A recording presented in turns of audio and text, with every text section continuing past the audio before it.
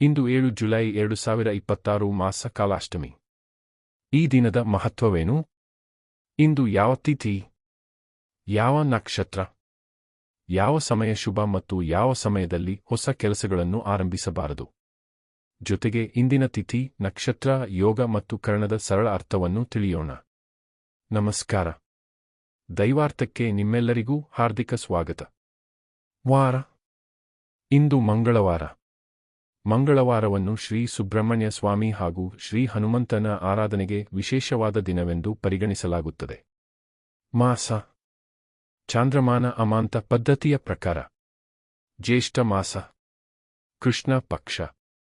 ತಿಥಿ ಕೃಷ್ಣ ಪಕ್ಷ ಸಪ್ತಮಿ ಮಧ್ಯಾಹ್ನ 1:25 ಇರುತ್ತದೆ.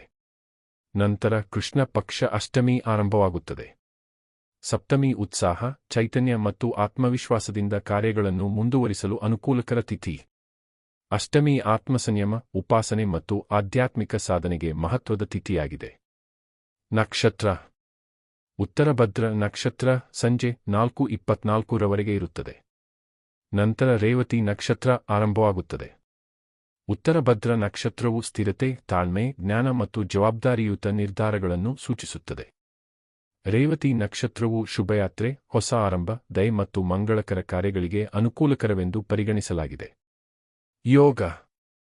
ಶೋಭನ ಯೋಗ ಮಧ್ಯಾಹ್ನ 2:29 ಇರುತ್ತದೆ. ನಂತರ ಅತಿಗಂಡ ಯೋಗ ಆರಂಭವಾಗುತ್ತದೆ. ಶೋಭನ ಯೋಗ ಶುಭ ಕಾರ್ಯಗಳು, ಹೊಸ ಯೋಜನೆಗಳು ಹಾಗೂ ಸಕಾರಾತ್ಮಕ ನಿರ್ಧಾರಗಳಿಗೆ ಅನುಕೂಲಕರ. ಅತಿಗಂಡ ಯೋಗದಲ್ಲಿ ಪ್ರಮುಖ ನಿರ್ಧಾರಗಳನ್ನು ತೆಗೆದುಕೊಳ್ಳುವಾಗ ಎಚ್ಚರಿಕೆ ಮತ್ತು ತಾಳ್ಮೆ ಅಗತ್ಯವೆಂದು ಪರಿಗಣಿಸಲಾಗುತ್ತದೆ. ಕರ್ಣ. ಭವಕರ್ಣ ಮಧ್ಯಾಹ್ನ 1:25 ಇರುತ್ತದೆ. ನಂತರ ಬಾಲವಕರ್ಣ ಆರಂಭವಾಗುತ್ತದೆ. ಭವಕರ್ಣ ದೈನಂದಿನ ಕೆಲಸಗಳು, ಪ್ರಯಾಣ ಮತ್ತು ಹೊಸ ಪ್ರಯತ್ನಗಳಿಗೆ ಅನುಕೂಲಕರ. ಬಾಲವಕರ್ಣ ಶಿಕ್ಷಣ, ಕಲಿಕೆ ಮತ್ತು ಸೃಜನಾತ್ಮಕ ಕಾರ್ಯಗಳಿಗೆ ಉತ್ತಮ. ಅಶುಭ ಸಮಯ. ರಾಹುಕಾಲ ಮಧ್ಯಾಹ್ನ 3:35 5:11. ಯಮಗಂಡ ಬೆಳಿಗ್ಗೆ 9:11 10:47. ಗುಳಿಕ ಕಾಲ ಮಧ್ಯಾಹ್ನ 12:23 1:59. ಈ ಸಮಯಗಳಲ್ಲಿ ಹೊಸ ಶುಭ ಕಾರ್ಯಗಳನ್ನು ಆರಂಭಿಸದಿರುವುದು ಒಳಿತು. ಶುಭ ಸಮಯ. ಬ್ರಹ್ಮ ಮುಹೂರ್ತ ಬೆಳಿಗ್ಗೆ 4:23 5:11. ಅಭಿಜಿತ್ ಮುಹೂರ್ತ 11:56 12:47. ಪ್ರದೋಷ ಕಾಲ ಸಂಜೆ 6:49 9:03. ಇಂದಿನ ವಿಶೇಷ. ಇಂದು ಮಾಸ ಕಾಲಾಷ್ಟಮಿ ಆಚರಿಸಲಾಗುತ್ತದೆ. ಕಾಲಾಷ್ಟಮಿಯಂದು ಭಗವಾನ್ ಕಾಲಭೈರವನ ಆರಾಧನೆಗೆ ವಿಶೇಷ ಮಹತ್ವವಿದೆ.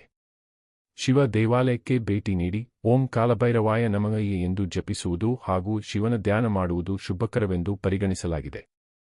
ಸೂರ್ಯ ಮತ್ತು ಚಂದ್ರ. ಸೂರ್ಯೋದಯ ಬೆಳಿಗ್ಗೆ 5:59. ಸೂರ್ಯಾಸ್ತ ಸಂಜೆ 6:49.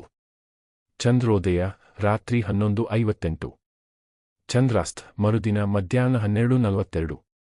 ಸೂರ್ಯ ರಾಶಿ ಮಿಥುನ, ಚಂದ್ರ ರಾಶಿ ಮೀನ. ಇಂದಿನ ದಿನದ ಸಾರಾಂಶ. ಇಂದು ಶಾಂತ ಮನಸ್ಸಿನಿಂದ ಯೋಜನೆ ರೂಪಿಸಲು, ಜ್ಞಾನಾರ್ಜನೆಗೆ ಹಾಗೂ ಆಧ್ಯಾತ್ಮಿಕ ಸಾಧನೆಗೆ ಉತ್ತಮ ದಿನ. ಮಧ್ಯಾಹ್ನದ ನಂತರ ಅಷ್ಟಮಿ ಮತ್ತು ಅತಿಗಂಡ ಯೋಗ ಆರಂಭವಾಗುವುದರಿಂದ ಪ್ರಮುಖ ನಿರ್ಧಾರಗಳನ್ನು ತಾಳ್ಮೆಯಿಂದ ತೆಗೆದುಕೊಳ್ಳುವುದು ಒಳಿತು. ಇಂದಿನ ಧಾರ್ಮಿಕ ಚಿಂತನೆ. ಭಗವದ್ಗೀತೆಯಲ್ಲಿ ಶ್ರೀಕೃಷ್ಣರು ಹೇಳುತ್ತಾರೆ, ಶ್ರದ್ಧಾವಾನ್ ಲಭತೆ ಜ್ಞಾನಂ ಚ. ಶ್ರದ್ಧೆ ಮತ್ತು ಭಕ್ತಿಯಿಂದ ಪ್ರಯತ್ನಿಸುವವರಿಗೆ ಜ್ಞಾನ ದೊರೆಯುತ್ತದೆ. ಆದ್ದರಿಂದ ಇಂದಿನ ದಿನವನ್ನು ಭಗವಂತನ ಸ್ಮರಣೆಯೊಂದಿಗೆ ಆರಂಭಿಸಿ ನಿಮ್ಮ ಕರ್ತವ್ಯವನ್ನು ನಿಷ್ಠೆಯಿಂದ ನಿರ್ವಹಿಸಿ. ಈ ಮಾಹಿತಿ ಉಪಯುಕ್ತವೆನಿಸಿದರೆ ವಿಡಿಯೋಗೆ ಲೈಕ್ ಮಾಡಿ, ಶೇರ್ ಮಾಡಿ. ಪ್ರತಿದಿನದ ಪಂಚಾಂಗ, ಶಿವ ಮಹಿಮೆ ಹಾಗೂ ಶ್ರೀಮದ್ಭಗವದ್ಗೀತೆಯ ಸರಳ ಕನ್ನಡ ವಿಡಿಯೋಗಳಿಗಾಗಿ ದೈವಾರ್ಥ ಚಾನೆಲ್ ಅನ್ನು ಸಬ್ಸ್ಕ್ರೈಬ್ ಮಾಡಿ. ಹರಿ ಓಂ. ನಮಸ್ಕಾರ.